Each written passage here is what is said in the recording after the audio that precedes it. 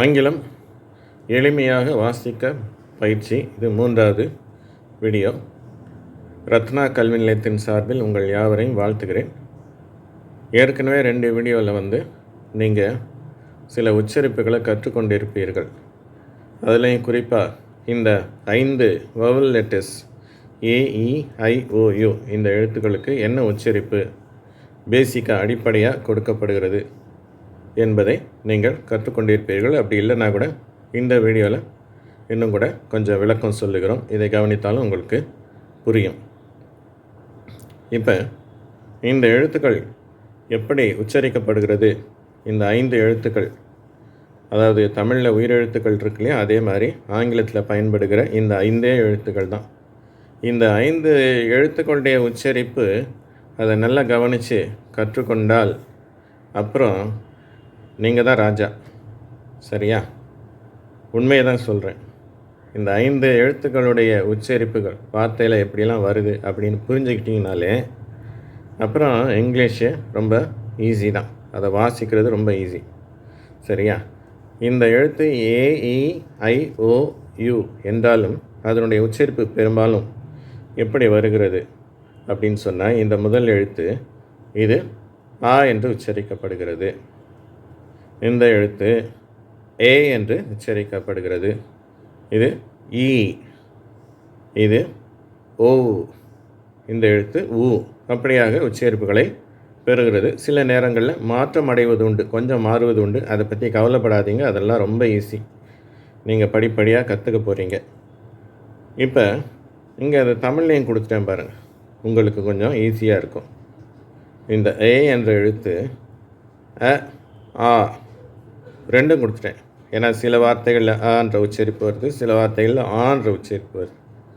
அது எப்படி தெரிஞ்சுக்கிறது, அதை பற்றியும் கவலைப்பட வேண்டாம். எந்தெந்த வார்த்தையில் உச்சரிப்பு வருது அப்படின்னு நம்ம கற்றுக்குவோம். ரொம்ப வார்த்தைகள் எடுத்த உடனே ஆயிரக்கணக்கான வார்த்தைகள் கற்றுக்க தேவையில்லை.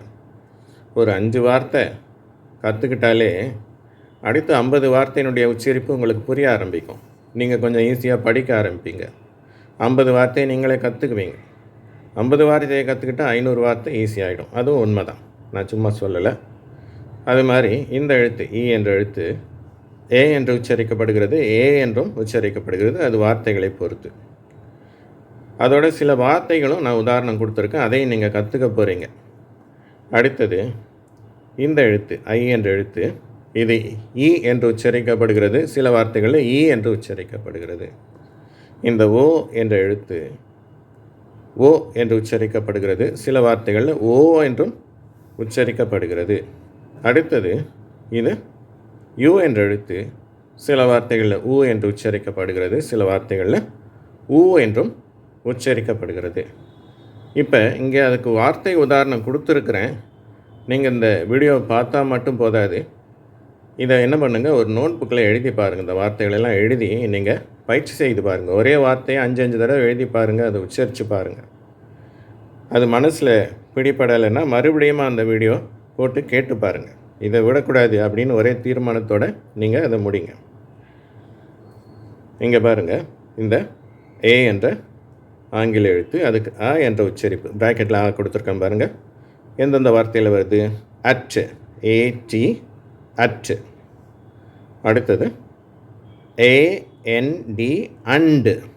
சரியா? இந்த வார்த்தை என்னது? அண்டு. நான் ஒரு வார்த்தையாக வாசிக்கிறேன், நீங்களும் திருப்பி சொல்லுங்கள். சரியா?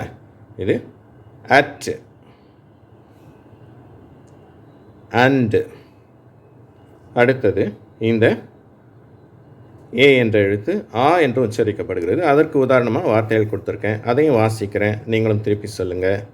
Car, mark, jar, dark. அதை அடுத்து இந்த எழுத்து ஈ என்ற எழுத்து ஏ என்று உச்சரிக்கப்படுது. அதை முதல்ல நான் கொடுத்துருக்கேன், ஏ. அடுத்தது ஏ என்ற குறில் எழுத்தை கொடுத்துருக்குறேன்.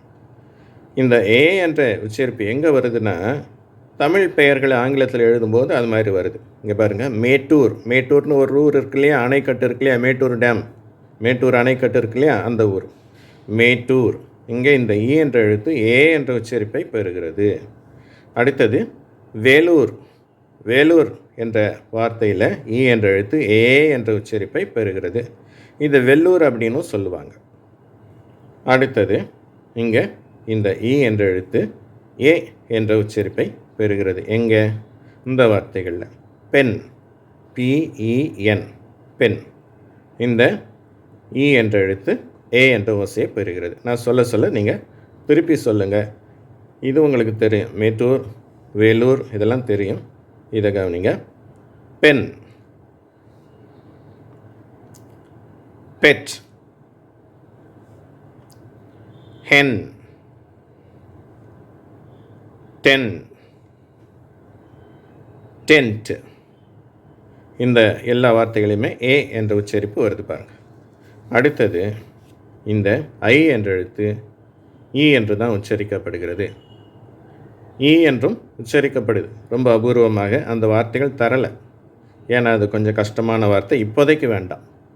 இந்த வார்த்தைகளை மாத்திரம் இப்போ நம்ம தெரிஞ்சுக்குவோம். பின், இங்க், வின், டின், ஹில், ஃபிட், சிட்.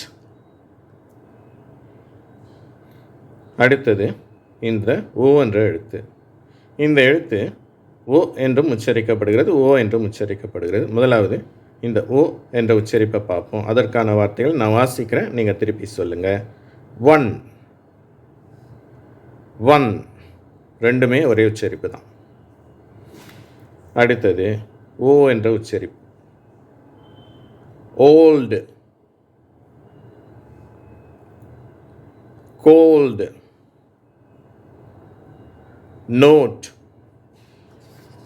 அடுத்தது இந்த யூ என்ற எழுத்து, அதற்கு ஊ என்ற உச்சரிப்பு இருக்கிறது, ஊ என்ற உச்சரிப்பும் இருக்கிறது. வார்த்தைகளை நம்ம பயிற்சி பண்ணலாம். ஃபுல், புல், புஷ், புட். அடுத்தது ஊ என்ற உச்சரிப்புள்ள வார்த்தைகள். June, rule, truth. இந்த ஒரு பக்கத்திலே நீங்கள் நிறைய விஷயத்தை கற்றுக்கிட்டீங்க. பின்னால் எல்லாமே உங்களுக்கு ஈஸியாக இருக்கும். அடுத்தது உங்களுக்கு சில ரூல்ஸு, அதாவது எந்த விதமாக உச்சரிப்புகள் வருகின்றன அப்படிங்கிறத நம்ம இப்போ கற்றுக்க போகிறோம். இந்த ரெண்டு வார்த்தைகளை பாருங்கள். ரெண்டு வார்த்தையிலையும் ஏ இருக்குது. ஆனால் CAT, கேட். இந்த வார்த்தை CAKE, கேக். சரியா? நம்ம சாப்பிட்றோம் இல்லையா, அந்த கேக். இப்போ இந்த உச்சரிப்பு, இந்த கேட்டில் என்ன உச்சரிப்பு வருது? ஆன்ற உச்சரிப்பு. இந்த உச்சரிப்பு தமிழில் கிடையாது. அதனால் நான் தமிழ் எழுத்து கொடுக்காம ஒரு சிம்பலை கொடுத்துருக்குறேன். சரியா? உச்சரிப்பு பழகுபவர்கள் அதற்காக இந்த சிம்பலை பயன்படுத்துகிறாங்க. இந்த சிம்பலை ஞாபகம் வச்சுக்கோங்க. இது வந்து இது எக்ஸ் கிடையாது, எக்ஸ் என்ற எழுத்து கிடையாது, இது சரியா? அடுத்தது இந்த கேக்கில் உள்ள உச்சரிப்பு என்ன அப்படின்னா, இது ஐ என்ற உச்சரிப்பு. இந்த ஏ என்ற எழுத்து என்ன உச்சரிப்பை பெறுகிறது? ஐ என்ற உச்சரிப்பு. சிலர் ஏ என்றும் உச்சரிக்கிறாங்க. சரியா?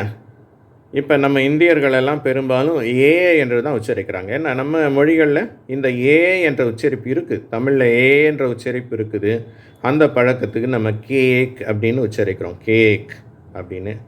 ஆனால் வெள்ளைக்காரங்கள்லாம் என்ன உச்சரிக்கிறாங்க? இங்கிலாந்துக்காரங்கள்லாம் அதை கேக் அப்படின்னு உச்சரிக்கிறாங்க. அவங்க ஐ அப்படின்னு தான் உச்சரிப்பாங்க. சரி, எப்படினாலும் பரவாயில்ல, உங்களுக்கு எது ஈஸியாக இருக்கோ நீங்கள் அதை ஃபாலோ பண்ணிக்கோங்க.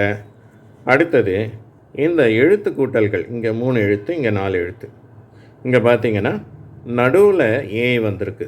2 மெய்யெழுத்துக்களுக்கு நடுவில், இதை கான்சனன்ட் அப்படின்வாங்க. இந்த 2 மெய்யெழுத்துக்களுக்கு நடுவில் இந்த ஏ என்ற வவல் லெட்டர், அதாவது உயிரெழுத்து வந்திருக்குது.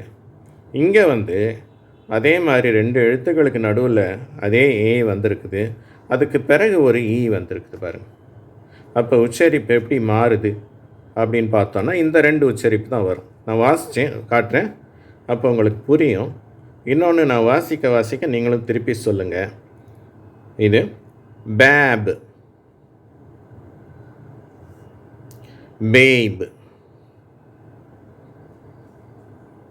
Gap, cap, tap, nap, fap, fap, cap, cap. இது ஒரு பயிற்சி தான். இந்த பயிற்சி செஞ்சிங்கன்னா உங்களுக்கு இங்கிலீஷ் உச்சரிப்பு பின்னால் ஈஸியாக இருக்கும். மற்ற வார்த்தைகளை படிப்பது ஈஸியாக இருக்கும். அதுக்காக உங்களுக்கு சொல்லித்தரேன். இன்னும் கூட நம்ம தொடர்ந்து வாசிக்கலாம். Hap, hap, jap, jap, cap, cap, lap, lap, map, map. அடுத்து இங்கே பாருங்கள். Nap, nap, pap, pap, rap, rap, sap, sap, tap, tap, wap, wap, wap, wap. அடுத்தது யாப், ஏப், ஜாப், ஜேப். இன்றைக்கு உங்களுக்கு பாடம் இவ்வளோ தான். புரிஞ்சிருக்கும், மனதில் பதிஞ்சிருக்கும் நம்புகிறேன். அப்படி பதியலைன்னா 2வது தடவை அல்லது 3வது தடவை கூட போட்டு பாருங்கள். உங்களுக்கு எளிமையாக இருக்கும். இந்த பாடத்தை நீங்கள் தவிர்க்காமல் பார்த்தீங்கன்னா எல்லாமே ஈஸியாகிடும். இன்னும் தொடர்ந்து அடுத்து சில உச்சரிப்புகளை நான் உங்களுக்கு சொல்லித்தரப்போகிறேன். அதுவும் ரொம்ப ஈஸி தான், ரொம்ப கஷ்டமானது எதுவும் கிடையாது. இங்கிலீஷ் வாசிக்கிறதுன்றது ரொம்ப ரொம்ப ஈஸியானது. அதை சிலர் தவற விட்டுறாங்க ஸ்கூலில். இந்த வயசில் படிக்கலாமான்னு தாராளமாக படிக்கலாம். நல்லா படிக்கிறாங்க, நிறைய பேர் கற்றுக்குறாங்க. நீங்களும் கற்றுக்குவீங்க. உங்களை வாழ்த்துகிறேன். உங்களுக்கு நன்றி. நிறைய பேர் லைக் கொடுக்குறீங்க வீடியோவுக்கு, அவர்களுக்கு ரொம்ப நன்றி. அது மாதிரி சப்ஸ்கிரைப் பண்ணுறாங்க, ஷேர் பண்ணுறாங்க, அவங்களுக்கெல்லாம் நன்றி. நன்றி, வணக்கம்.